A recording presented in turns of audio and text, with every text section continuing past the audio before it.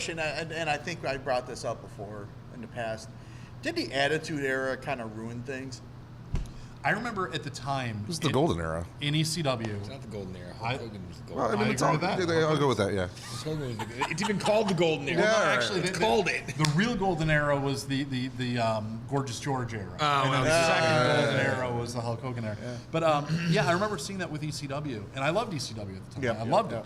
And being there and watching the shows and thinking, we can't go back. Like they're killing it. Like guys are taking 7 chair shots and kicking out. Guys are taking a DDT off the top rope through a table to the floor. People are jumping off out. the balcony at the Burt Flickinger Center. Yeah. I mean, you can't do that. And the thing is, like, it made for great matches, unbelievable matches. But even then, I felt the sense of, oh, we're killing it. Like, because we can never go back. A chair shot's never going to work again. Nothing else is ever going to work.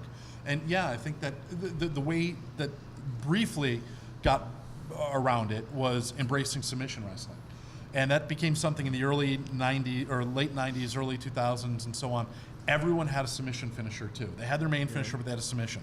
Kurt Angle with the ankle lock, and everybody had the Lion Tamer and Hell's Gate. Hell's Gate. Hell's Gate, Yeah. yeah. So they're all Undertaker adopting got a something. submission. Yeah, that's weird. Yeah. Because- but it was it- awesome. but it got over. But it was weird though that he had a Because submission. instead of having to like hit a guy with a chair and hit him with 3 tombstones or whatever, you could lock him in a choke, and there was nothing. There's no shame in tapping out. You know, it used to be the babyfaces never tapped out. You can never. Rick Martel tapped out to lose the AWA title to Stan Hansen, and it dogged him for the rest of his career as a babyface because good guys never tap out. You know, They never give up. So, but they got submissions over, and that briefly made it where okay, now I can suspend disbelief a little bit.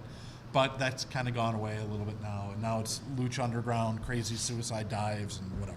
You know, because I think at the Attitude Era, that was like the best collection of talkers. Yeah, you had some great characters, and they were allowed to get away with some of what they were allowed to be themselves and their character. Well, not necessarily that. I mean, it's just They weren't so scripted. They had presence.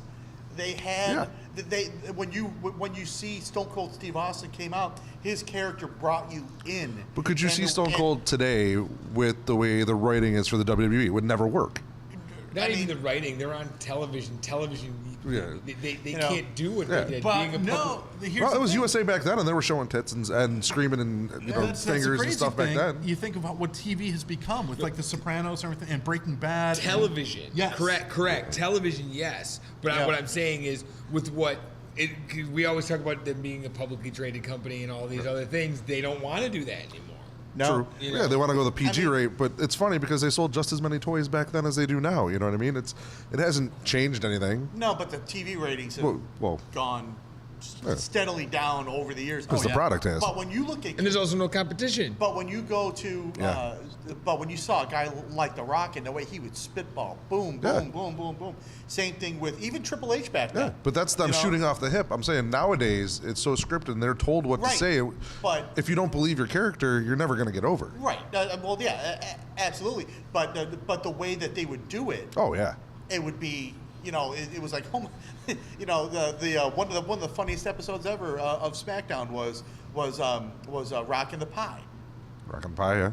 Or anything with Rockin' Michael Cole. Granted, you would never see that, but his personality was such that it was hysterical. Yeah. He made it so funny and so awesome that the way, I mean, if there's like a work rate in the ring, there's a talk rate on the mic. And you couldn't top The Rock, you couldn't top Stone Cold Steve Austin, Triple H, Undertaker, Oh, yeah, hands Chris down. Jericho, Yeah. the golden age of the mic guys.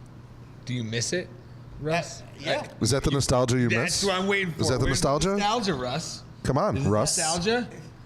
No, I'm just saying. Oh, we're gonna it's- hammer you on this one. We're gonna hammer. Yeah. Just like you couldn't compare with Hogan or Mach back in the day.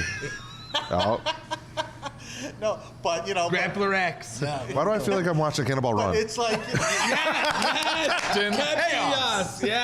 Yes. I'm here to save the day. oh my God, A Captain Cannonball Chaos Run reference in the Yes. show. made Yes. the Cannonball Run. Yes. Made one of the best movies R.I.P. ever. Don DeLuise. Why are we not watching it now? I know.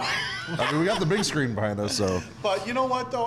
I mean, I think in a lot of ways, the Attitude Era, I don't want to say it's killed the business, but in a way, it's kind of tainted it. like we're never going to see It was a that high again. water mark. Yeah, Definitely. that was, Yeah. It was a high spot? point, and it's like, okay, then Vince bought WCW, bought ECW, shut them down, and then we were just stuck with them, and then it's just Competition brought out a better product, and now that there's really no competition, there's no product. Not that there's no product, but Well, the product is more.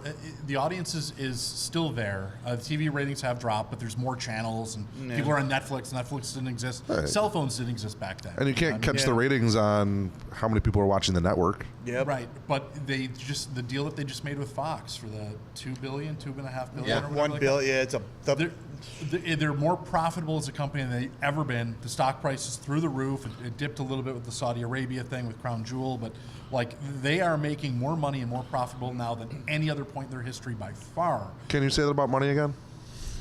That it's the important thing. Look at him when you say that. Money is important. Yeah. But yeah, will Fox regret that contract? Yeah. Oh, it's absolutely. Yeah, because WWE is not the NFL. It's not, it's True. not something that you can invest in and just be like, okay, we have our audience and they'll always be here and they're going to stick with the product and whatever. Your WWE audience is casual fans, kids who grow out of it, or like us who never quite grew out of it, but now we're smarky and we hate everything about it. Like it's not. It's Well, we not watch it to bitch about it, right? of but course. it's not the audience that they think that they're getting. And WWE is very, what have you done for me lately?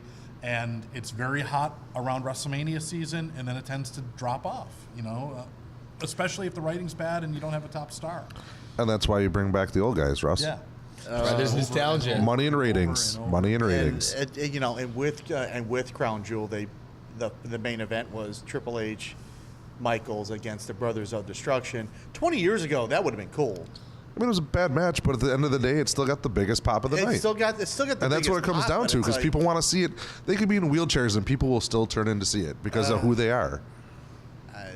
I didn't tune in, so. I didn't either, but still. Yeah. I mean, I saw it on YouTube after the fact, but even in real time, it's like I was never a Shawn Michaels fan in his prime. I never liked Shawn Michaels, and I know everyone considers him the all-time greatest, and he's definitely at the table at least. But he was never my cup of tea, and the other guys, I don't know. It did nothing for me, but then again, I'm not the audience that WWE wants. They're not trying to And get nobody me. tuned into that for the wrestling. They tuned in for the story that was behind it and the characters. And that's what we're saying is that's what they're lacking nowadays is the story and the character. and They got the wrestlers. The best part, and I shouldn't say the best part, but one of the parts that I won't forget is Shawn Michaels in the corner turnbuckle looking at Triple H going, "We're too old for this."